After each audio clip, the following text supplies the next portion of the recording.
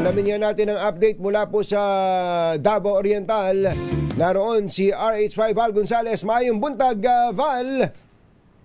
Mayong buntag, Anthony at Jerry. Pinakilos na ni Department of Housing and Urban Development o DSUD Secretary Jose Ramon Aliling ang isang team para sa mabilisang pagtatayo ng mga Modular Shelter Unit o MSU sa bayan ng Tarragona dito sa Davao Oriental. Ito'y kasunod ng direktiba ni Pangulong Ferdinand Bongbong Marcos Jr. na pagtatayo ng Bayanihan Village na magsisilbing pansamantalang ligtas na tirahan ng mga biktima ng 7.4 magnitude na lindol.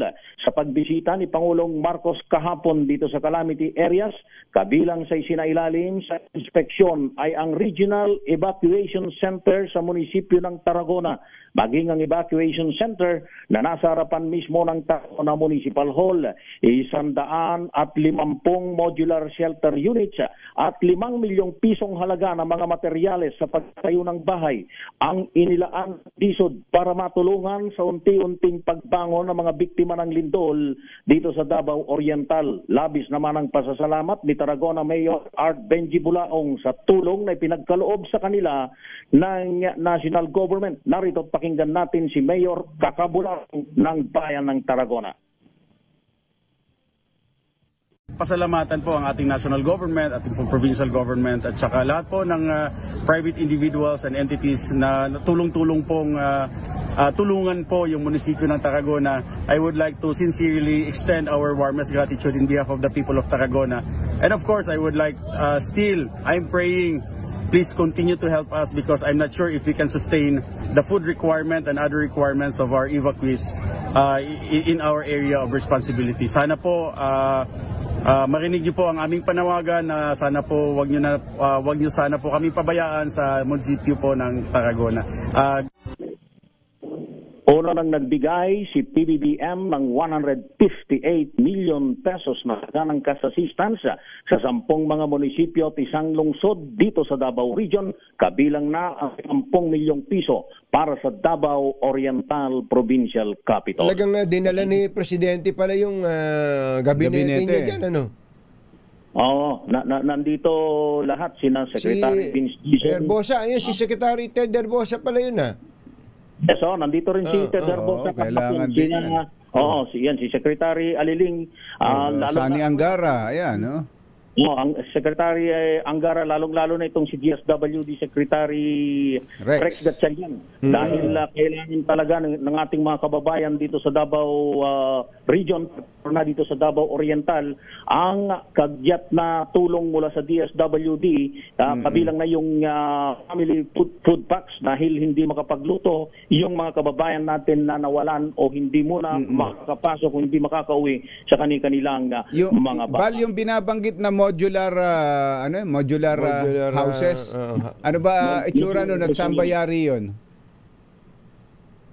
Yun ay yari sa mga tabla. Yung modular shelter unit na itatayo dito sa bahagi ng Davao Oriental. Ito rin yung modelo ng pabahay na itinayo dyan sa bahagi naman ng Cebu na tinamaan ng malakas na lindol. Parang kwan lang ito, mga fit outs, ano? Ano yan, mga temporary lang, ganon? Temporary lamang ito habang isinagawa yung pagtatayo naman ng National Housing Authority. Ayun, yun ang matagal kasi.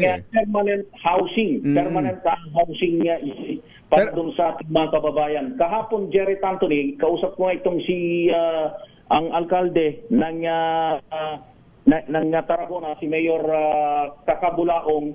Ang kanyang banggit ay aarangkada na. At ang maganda doon sa housing project na itatayo sa ilalim ng pabahay program ng Pangulong Ferdinand Bongbong Marcos Jr. Yung mga bahay tatayo mismo sa lugar kung saan nakatira. Basta ang pipiliin lamang ay wala doon sa danger zone. Tama yun. So aarangkada na pala. So sabi ni Mayor, tara, go na! Okay. Tama ba? Nahihingit mo ba? Saka yung picture na pinadala mo dito, alam mo ba, iba ka talaga makipagkaibigan eh. Yung picture na pinadala mo dito, si Mayor si Tarragona, si Aliling, may itinuturo. Action photo to eh. Talaga. Ikaw ba ang nag-choreograph nun? Sinabi mo ba yon na itaas yung kamay yung dalawang kamay nyo, kunwari may tinuturo kayo. Iba ka talaga makipagkaibigan eh. Tinutulungan mo sa mga action pictures ng mga ito eh. Yan ay ibinigay na ng Office of the President sa pamamagitan ng Presidential Communications Office. Teka muna, di ba ang binabanggit yung mga tent city, maglalagay ng mga tent city sa mga ganyang lugar? Wala na bang makakuha ng tent na ginamit dati sa COVID? Marami. Marami. Si Rex Gatchalian ay nagdala ng marami, more or less 100 kung hindi ako nagkakamali. At isa dun sa napakikinabangan ngayon na Jerry Anthony, yung inilagay na family tents sa hospital, yung bumagsak na hospital sa Panay District Hospital, na inilipat na doon sa poblasyon, Regional Health Unit, at doon na tatanggap ng mga pasyente dahil itatayo na nga yung bagong unit nitong hospital na bumagsak. Yung dala nitong DSWD Secretary Rex Gatchalian na family tents, ang sabi ng director ng Manay District Hospital, yun ang magsisilbi nilang emergency room o magsisilbing ER ang nabanggit na bumigay na hospital dito sa Davao Oriental. Eto, may pinadala pala si Yusek Mon Ilagan na video ng mga modular houses na yan. Papakita natin mamaya. Papakita natin mamaya. Thank you. Maraming dinadala ng Department of Social Welfare and parang mga gypsum board dito eh, no? Mga kaya madaling itayo. Mabilis. Ini-screw lang. Ini-screw lang, Okay. Thank you. Mula rin sa Mati City, dito sa Davao Oriental. Kasama ko pa rin si Nitoy Lozada ng Love Radio Davao. Ako si Val Gonzalez, DZRH, una sa Pilipinas, una sa Pilipino.